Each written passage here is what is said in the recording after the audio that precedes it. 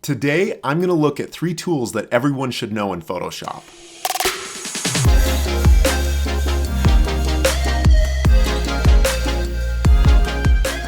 Before we jump in, you should know I'm not a graphic designer, which means 2 things. If I'm able to do this, you can too. And the second thing is, if I find these tools helpful, even though I'm not a graphic designer, you'll definitely find them helpful. These are tools that I use all the time when creating visual elements for presentations or slide decks, and they're really not that hard to use. With that said, let's go ahead and jump in. This first tool that I'm going to show you is called Content Aware Fill. I use it usually if I have an image that I really like and I want to use, but it doesn't really fit the size or dimensions that I need for my presentation. Maybe in this case, I want to use this tree image and I want to make a big long banner, but I want it to be more like these dimensions here, a little bit wider. So what I'm going to do here is come up to my image and adjust the canvas size. This is a really large image, so in this case I may not even have to do this. I could probably just zoom in, but for point of illustration we're going to go ahead and increase the canvas size. We're going to do it relative to the left side.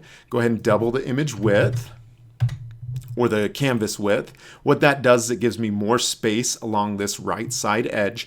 Now sometimes if you're not familiar with Photoshop and things aren't editing, take a look at your layer down here because there's a little lock here. You might have to turn off the lock so that you can actually edit some of the details for this next part that we're going to do. Because now what I want to do is fill the rest of this space in with trees, and I want it to look very similar to my left side, and that's where Content Aware Fill comes in handy. I'll start with one of my selection tools. I prefer for this case to just use the Magic Wand tool. By the way, how I'm opening these, you'll notice that any tool in Photoshop that has this little triangle, if you click and hold, it will open up a menu. And so I'm going to use the Magic Wand tool in this case. I select, and now it's selected all that empty space there. I come up to my Edit toolbar, select Content Aware Fill. It's going to ask me, how do I want to fill this? And what area should I use as a reference point? And in this case, I actually want to use, right now it's having me remove, but if I hold the Alt key, notice that little minus turns to a plus. So if I hit that and just fill this in, I want to use all the tree area. And maybe I actually want to remove some of these tighter tree areas. I was practicing before and I noticed that I didn't really love the tighter trees that appeared in my image. Now you can see over here on the right, here's a preview of how it will look. I like it. I'm going to go ahead and hit apply and go OK. And now I have, if I hit Control D, it deselects, and I've got tree images for a much wider image overall that I can now crop or use however I wish to use it.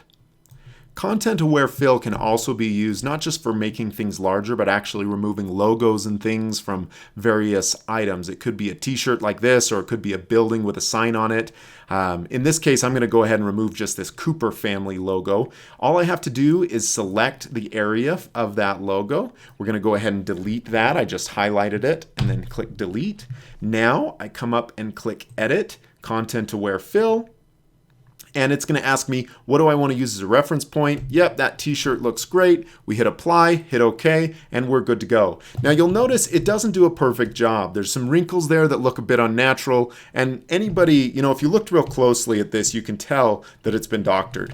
There are ways to clean this up even more, but to be honest, for my application, if I'm just throwing this on a slide, it's likely nobody's going to look close enough to really notice my butchered Photoshop job.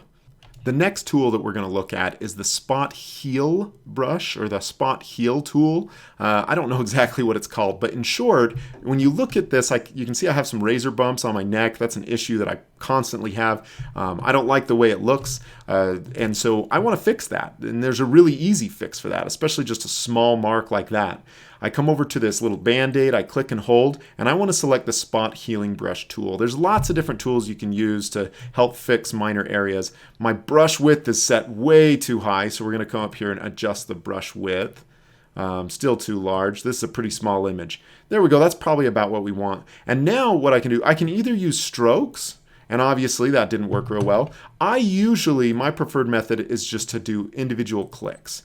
And you can see how it basically removes that and it looks very natural. It's a great way to remove small imperfections or details on somebody's face.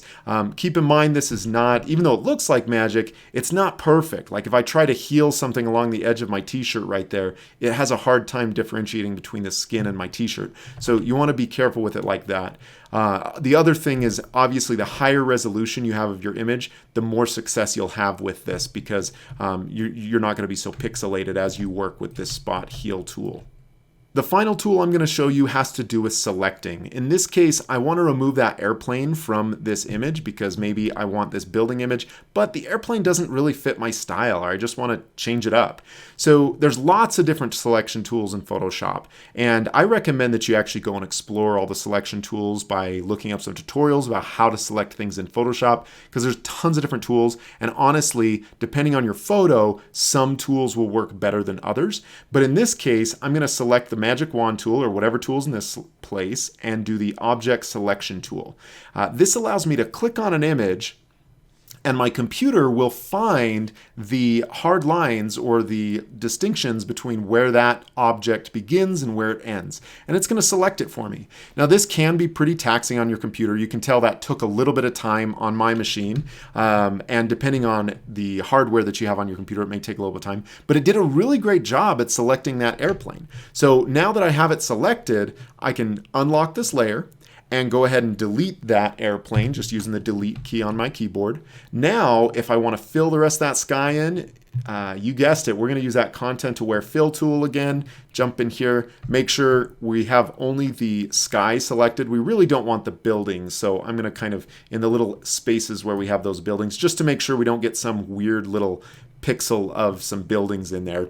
Hit apply, hit OK, I like it, and hit Control D to deselect, and that airplane looks like it was never even there. So those are the 3 tools that I think no one should live without. Even if you're not a Photoshop expert, you'll find those are pretty easy to use. If you're confused about any of the functions that I used in this particular video, feel free to leave a comment and I can give you a little bit more details on how you zoom in, zoom out, those types of things. But that's all I've got for you as far as the tools for today. Anyway, I hope you have a fantastic week and we will see you later. Bye.